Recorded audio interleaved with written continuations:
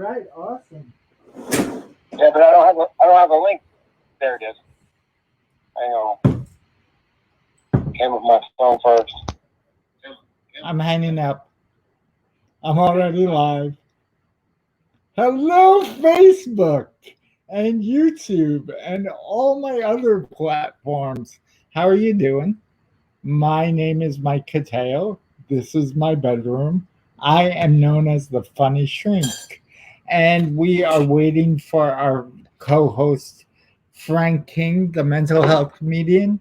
While we wait, we are going to be talking a little bit today about social distancing and staying sane. If you could see the ticker tape across the bottom of the podcast, it will be great. This is really a labor of love doing this podcast. I'm excited to be here. I see there are three people watching, I guess. I don't know. Um, we are live now. Let me see if Frank is on his way. So, a little bit about the Funny Shrink. I am hey, here he is. He has a lovely living room. Yeah. I'm very impressed by his living room. Yeah, and I'm taking piano lessons, actually. I didn't know if I mentioned that or not. How's it going? I passed I'm now a certified virtual speaker. That's awesome. I meant with the piano. Oh, yeah. I got chopsticks down to a science. Other than that, Do you know how to use chopsticks? no, I use a fork. Me too. Although I do like the idea of, you ever have them and you just play with them when you're. Anyway, if you can't tell, you guys, I have a little bit of ADD, so Yeah. this should be fun. We lost one viewer. That's okay. So this is our fourth podcast. It's our Yeah. fourth podcast, right? This is the first one we are live streaming, though. So I'm very excited to be here with you. We Yeah. have the And one. Mike, I'm glad you're so excited you dressed up. I did. This is my good T-shirt. Yeah. This is good. Frank's already throwing shade. Yeah, we're comedians. Did we mention that? Both of us are comedians, so stick around. You'll see a lot more shade being thrown around. So Frank came up with the topic today. Why don't you start us off? Oh, yeah. It's called social distancing and staying sane. Don't worry about your mentally ill friends. What I discovered, Mike, at the beginning of the COVID thing was that I kept getting invited to webinars and podcasts and radio interviews because it turns out that the skills you develop as a mentally ill person to get you out of bed in the morning every day in a terribly uncertain world, because for those of us with mental illness, depression, chronic suicidal ideation, the world's uncertain whether there's a pandemic or not. Then it turns out the skills you and I have learned and put into practice for decades serve the neurotypical or neuronormal people very well. Because, they're not used to things being in flux, to put it politely, as they are now. It's an uncertain time. And there's anxiety. You're worried about yourself, your loved ones. There's anger. The guy at the grocery store sneezed on me. How am I going to get it? Frustration because, the Zoom crashed and you had to switch. That's why we switched to StreamYard, because we love it. So there's several techniques. One is called gamification. We could talk about that. One is called a self-care plan. And the third is people with mental illness learn to advocate for themselves, physically, mentally, and financially. You need to be your own best advocate. So we can cover all three of those as a way to survive this social distancing and remain sane. That sounds great. Tell our guests a little bit more about self-care plans, what they are. Self-care plan. Some people, as Mike would probably tell you, is some people just go pharmacology. I take a pill for my depression and we call it a day. I have a more holistic approach I believe that I think it's 5 things. It's diet. I'm on the keto diet and I do intermittent fasting. I eat for an hour a day and fast for 23. Exercise. I can't go to the gym because, think about that. All those people are breathing out over and over and over, droplets flying through the air. So I've got an old, what do you call it, Nordic track, some rubber bands, some perfect push-ups. So diet, exercise, and, just throw on a pair of tennis shoes and go for a walk. It's summertime. Third one is a good night's sleep. And by the way, on the subject of a good night's sleep, I tell people that you need a schedule. Even though you're not going to work or your commute is from the bedroom to the living room every day, you need to get up at the same time, go to bed at the same time. Right. So it's to get a good night's sleep. So diet, exercise, good night's sleep, medication, if it's warranted. I take something for depression, and meditation. I meditate twice a day. And schedule-wise, I get up at the same time. I have my meals at the same time. I have my meditation for half an hour following both meals. I plan my binge watching time on Netflix to watch the latest episode of Ozark. And I plan my exercise time and my yard working time and my clean up the kitchen time. And anyway, having a schedule is very important because you need to control the things you can control because the world is just, moving on at an uncontrollable pace. So that's basically my self-care plan. That's great. I work as a psychotherapist, and like people are always very much against medication. So I tell them if you can't do medication, try meditation.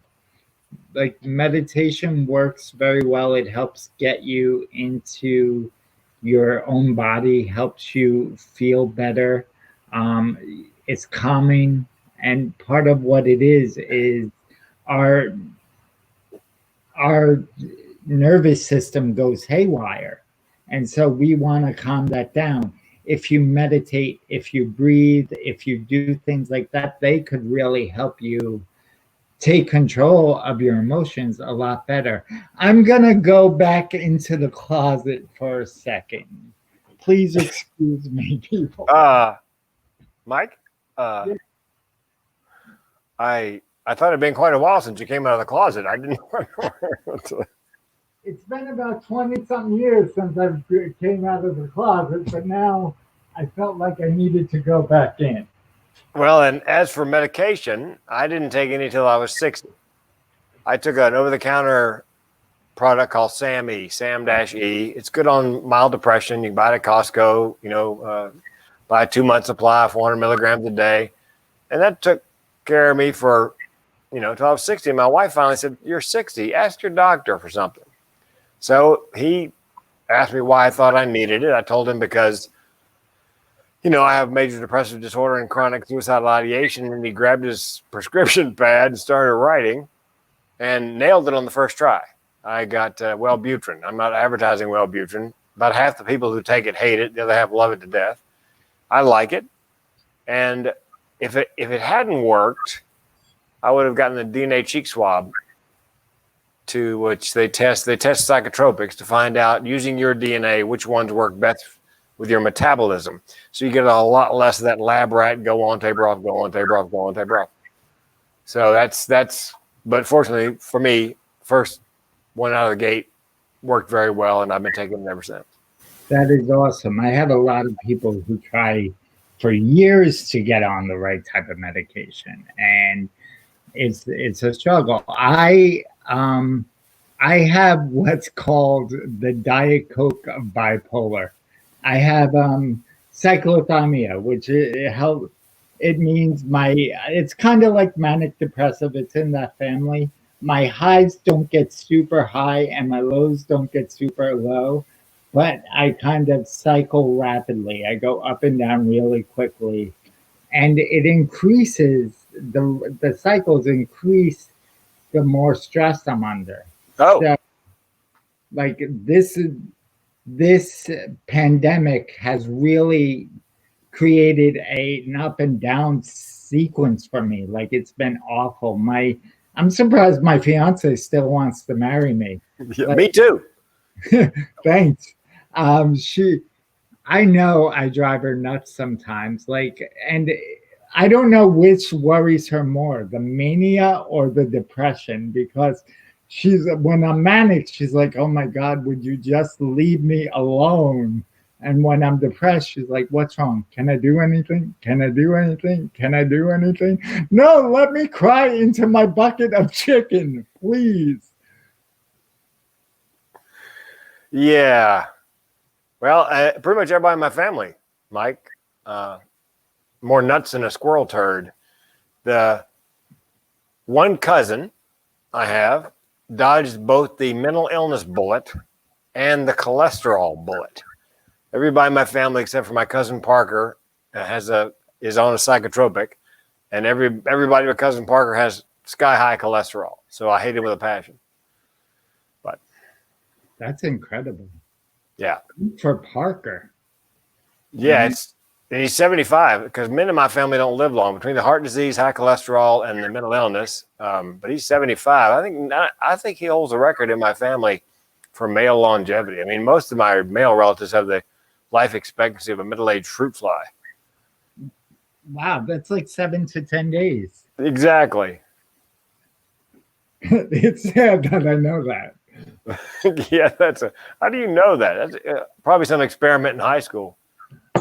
I pick up on little weird facts, and once I remember it, they never leave my brain.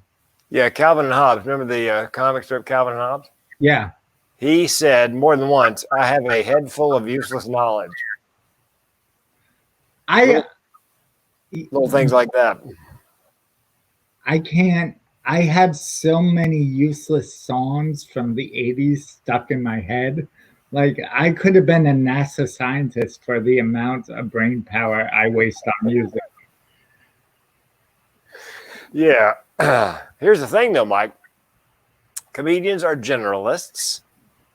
I've said more than once, my knowledge is a mile wide and an inch deep. Mm-hmm. I can make 5 minutes of cocktail party conversation on any subject imaginable, and sound like I know what I'm talking about. Right.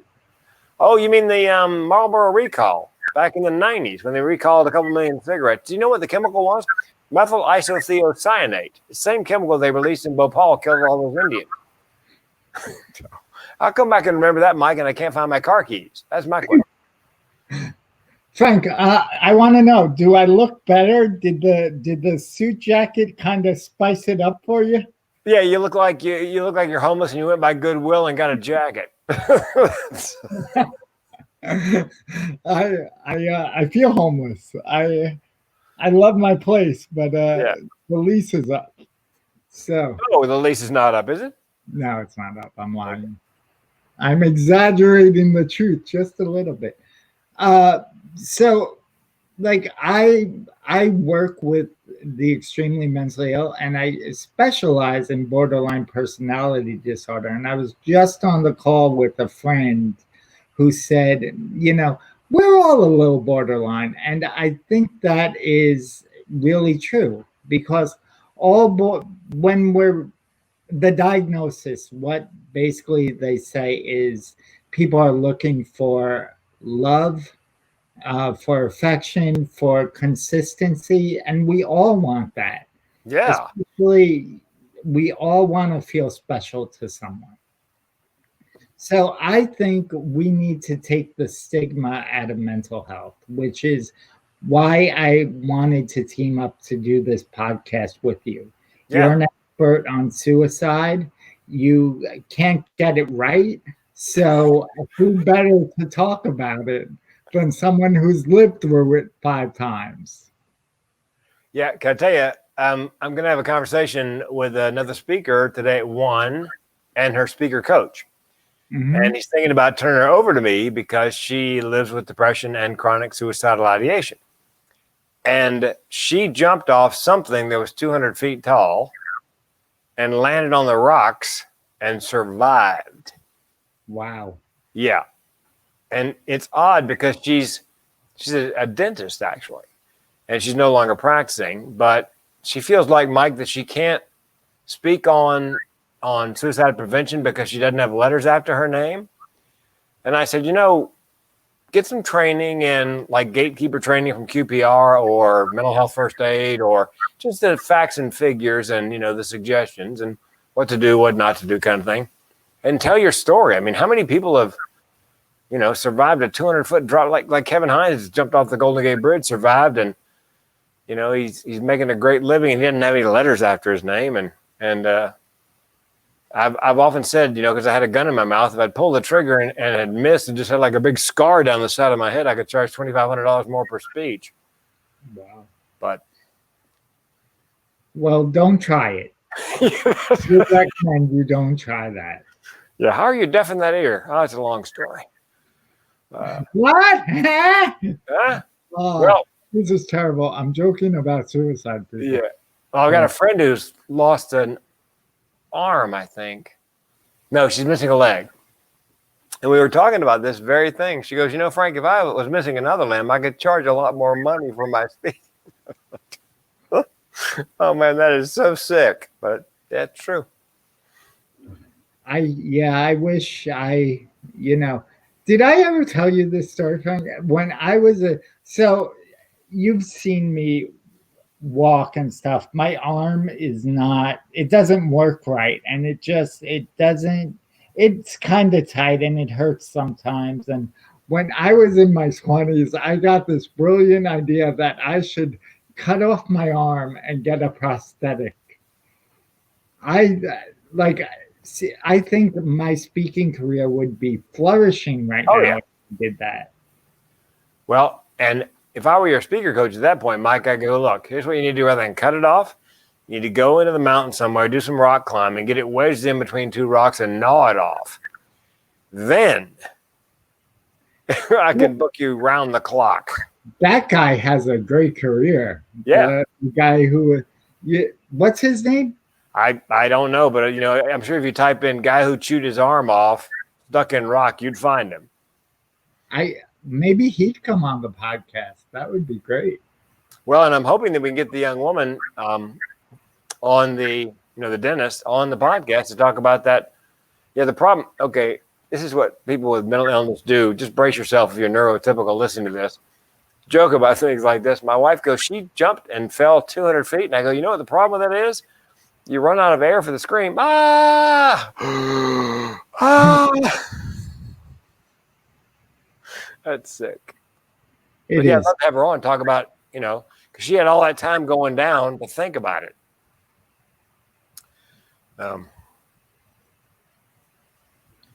So if you're joining the podcast, feel free to chat with us. There's a chat feature here. It says some can't post comments to some destinations. Learn more. Okay, I will learn more. Oh, if you're in the Facebook group or profile, you cannot. But you can if you are on YouTube. That's interesting. I did not know that. Are we streaming to YouTube? We are streaming to YouTube. Look at that. Did I mention this is our first time? I don't think you had to mention it. I promise to get better as time goes on. Yeah. All I care is you dress better as time goes on, Mike. That's all I'm asking. Next time I'm showing up in a wife beater. That's it. We're going to talk about severe mental health at that point. So, Frank, do you have anything else for our listeners about social distancing plans? Yeah. Let's talk about the three things I mentioned: gamification, advocate for yourself, and I think what the third thing was: advocate for yourself, gamification. Oh, and scheduling. Gamification, something people with mental illness do, and I imagine other people do as well. For example, if I'm having trouble getting out of bed in the morning, and there are a lot of people who are neuronormal during the COVID that are having trouble, I'm sure, getting out of bed, I make a to-do list, 6 things, and the game is once I scratch off number 6.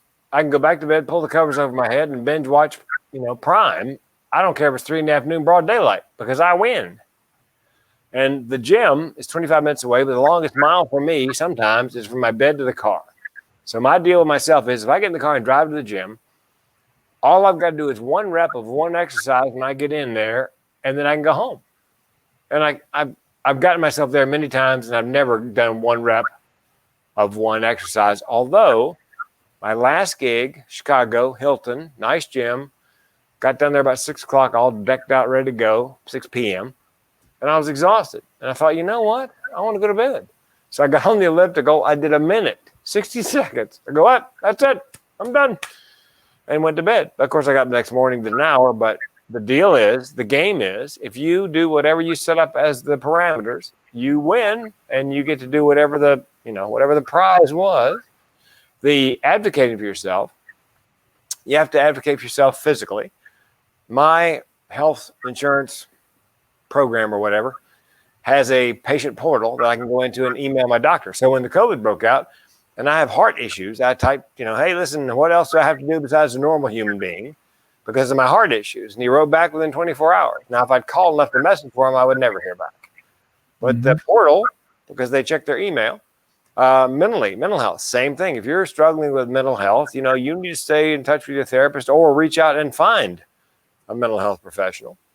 And thirdly, and this causes a great deal of stress, is you need to advocate for yourself with your creditors. You need to call the cable company, power company, water company, electric company, trash company, and say, look, I haven't got my unemployment check yet. I cannot pay the utility bill this month. Well, since everybody's in the same boat, almost every business, I would say probably every business like that, has a plan. I got a call from my mortgage company today because I'd signed up in April for, help just in case. So the mortgage company calls once a month to say, hey, Frank, do you need our help? Every month, because I'm on that list of people who I thought, if the worst happens, I may need to have to, postpone or put off house payments for 6 months or whatever. Fortunately, I'm paid up. But so you have to advocate for yourself financially, advocate for yourself physically, and advocate for yourself mentally. Don't hide your head in the sand. Ask for help. Really, really important. Yep. And have a schedule. Like I said, they interviewed a guy who was in the space station for a year, and most of the time he was alone. And they asked for the best piece of advice. And he said, schedule. I get up same time in the morning. I go to bed same time at night. I schedule my meals, my exercise, my fun time. And I would say also limit the consumption of media, especially if you have kids in the house. Mm-hmm. Don't have the 24/7 news channel running because it's ugly. It's mass graves and refrigerated trucks and not enough masks, and the kids don't need to be soaking that up. I suggest you stay up on what's happening, but you pick your news sources. I like to hear what the governor of my state has to say and the mayor of my town because they're right here. They've got their finger on the pulse of the situation in Oregon, where I am. And I take in about an hour of national news just to see where, if the next stimulus package is going to pass and they're going to send me another $1,200 or the $600 a week goes through the end of the year. Fingers crossed. So limit your media consumption and pick your sources. Amen. You were saying something before about, how you go into the gym, do 60 seconds. That's part of your plan. Yeah. Have you ever had times when you couldn't even make it to the gym? Oh, yeah. Yeah, and I think that's why I developed the gamification. Mm-hmm. Because I have to make a deal. All right, look, I'll go and I'll do a rep and I'll come home. So it's that, because Mike, the antidote, it's not a panacea, but the antidote, depression, anxiety, and so forth, is forward motion. If you can just get moving, right, it's not going to cure it. It'll probably take the edge off and it'll get you to where you need to be, like doing your to-do list or getting to the gym. And the last thing, and I tell people this all the time in my keynote, people with mental illness spend way too much time in their own head. Mm-hmm. So do something nice for somebody else. Focus on somebody else. You'll feel better. They'll feel better. And we have FaceTime, Zoom, Skype, text, and I'm 63, so I actually pick up the phone and call people. Mm-hmm. I talked to a couple of comics that I worked with decades ago, and we just reconnected. It's just communicate. We can't communicate face to face. We can communicate all these other ways. Right. Nicole Cunningham said hi. It's great to see you. Oh, thanks, Nicole. I bet Nicole is from Pensacola, Florida. I don't know, but I know Nicole from the comedy scene up here. Oh, okay. Different Nicole. Maybe. And Jeanette said, I have this in stereo. Jeanette, for those of you who don't know, is my fiance. So she is in the other room hearing the podcast and watching it. Turn off a device, Jeanette. What are you doing? Go back to school. She's in class all day today. Oh, man, that is so. Yeah, and I tell parents, look, give yourself a break. It's not going to be homeschooled is not school. You know, the just do the best you can with the kids. Somebody suggested, let's say the child wasn't particularly adept at algebra. Well, then focus on the algebra. So that when the kid goes back to school in the fall or whenever they go back to school, you know, they're up to speed on algebra. I mean, don't you know, you don't have to be a perfect parent or a perfect teacher. Just don't strap the kid to a chair for 8 hours because, you know, in school, kids don't sit there for 8 hours. I mean, they do a class and then they break. Right. And they do a class, they got recess. They do a class, they got lunch. They do a class, they do the music class. I mean, so it's not just, you know, 8 hours of drudgery when they're in school. The problem is we have a 6-year-old, and the problem is she turns 7 on Tuesday. The problem is when you sit a kid down and tell them to do homework, then they get a break. They don't want to go back to the homework. At least in school, there's a structure. Yeah. So what we found through trial and error is you got to do it all at once. Oh. But that's just from our perspective. Well, and somebody like you, Mike, with ADD or ADHD. I had a friend of mine who taught music in high school. I met him. He was on the cruise ships. They had these dueling pianos, and he was the guy who hired the piano players for dueling pianos. He taught high school music instruments. His best students were the kids with ADD and ADHD. The problem was, if you sit them down for 50 minutes, 5-0, in the first 10, 15 minutes, they get better, and after that, it's a dead loss. So he bought an egg timer.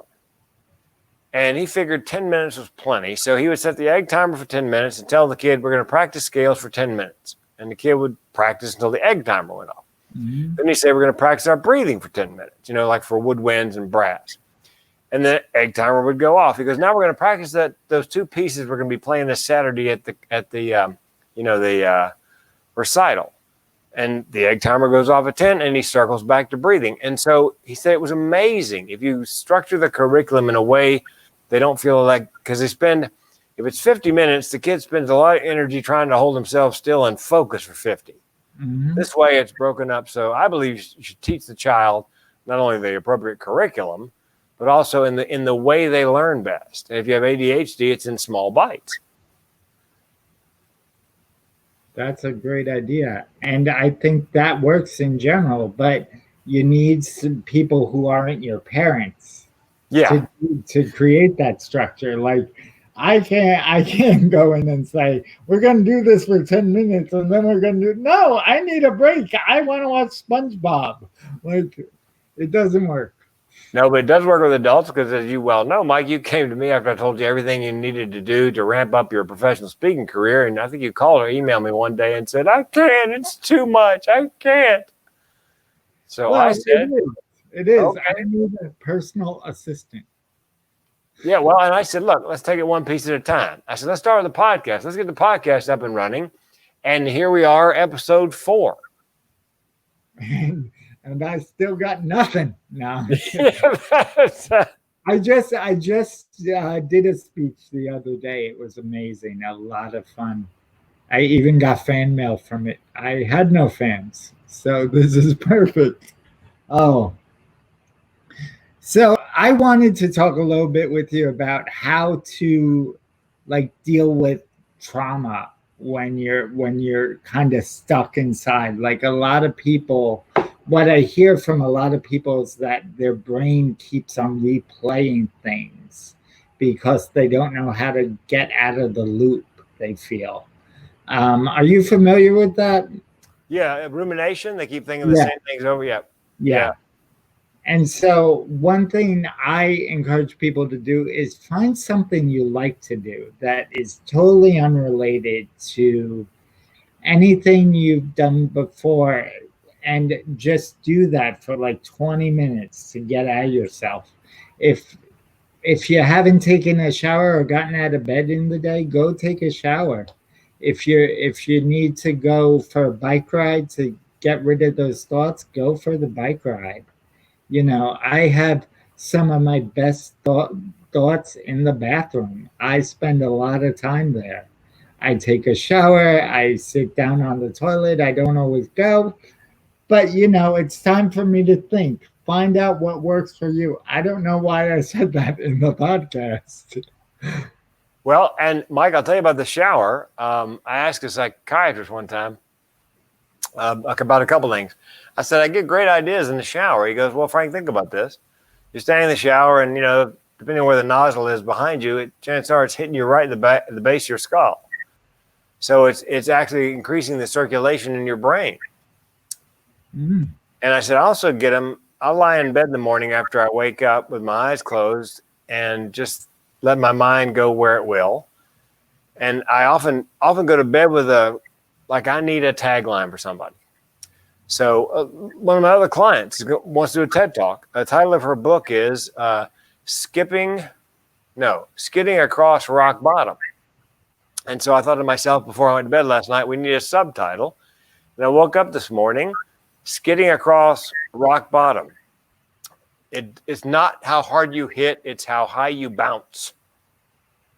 Because she's done that. She's gone down and back up several times. Mm-hmm. And I asked the psychiatrist, why am I more creative in the dark, in the morning when it's quiet, my eyes closed, and I kind of half sleep, half wake? He said, Frank, at that point, the blood's moving back and forth more easily from the between the hemispheres of your brain. You're lying down, you're warm, you're kind of half awake, half asleep. And that's why you're creative first thing in the morning before you get out of bed. So it's, and trauma, the rumination, I've actually put that to use, Mike. Somebody said, how do you memorize your TEDx talk? Well, because I live with depression and I have a tendency toward rumination, I use my rumination superpower. If I start, if I got my TED Talk outlined, I've got a pretty good idea how it's going to sound. I'm not walking the dogs. If I start it, I don't have to push to go through and finish it and then do it again and then do it again and then do it again because I'm using my rumination superpower. It's very easy for me. So it's possible to flip the script and use that. It's like OCD. But I eat the same thing every day. I eat for an hour and I fast for 23. Same thing for breakfast.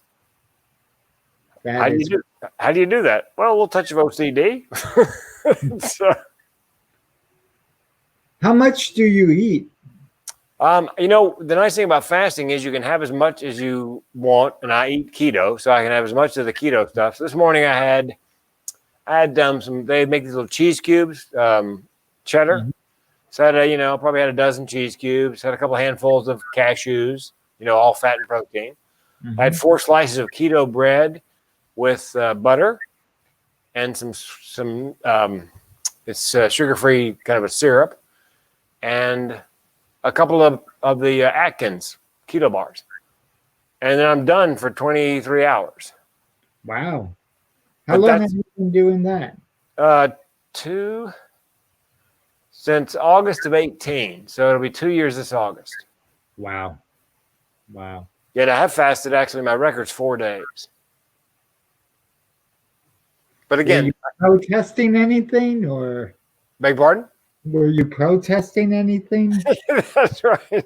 Okay, I was in prison, and no, but it works for me because I just turn on a little bit of OCD, and it's the flip side of that. With most mental illnesses, there's something else that comes along.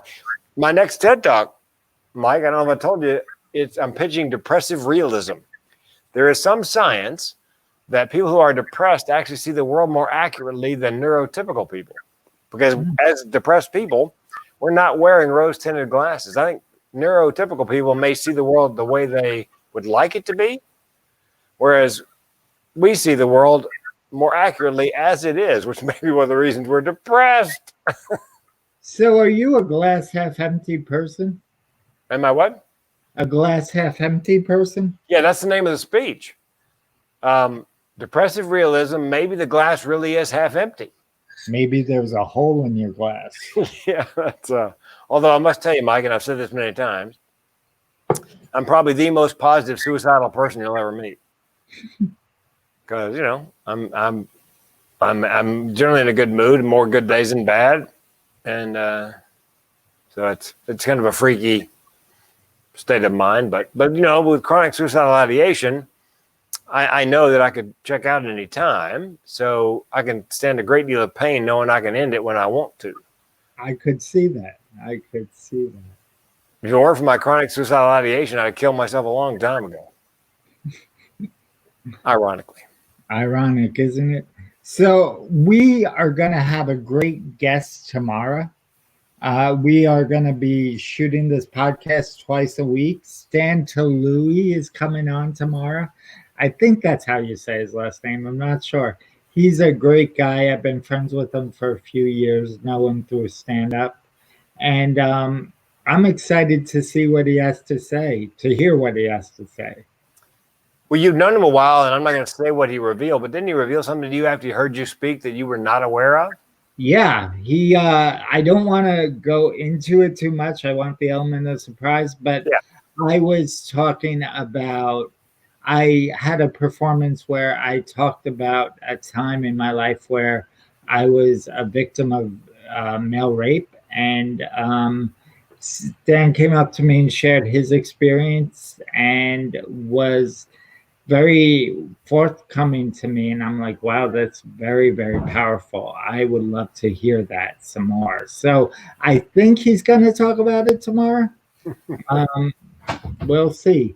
So and I have warned you about that, Mike, because every time I speak, one person, sometimes more, wants to chat afterwards. I actually set aside an extra half an hour for individual questions because sometimes it's one person, sometimes it's 8.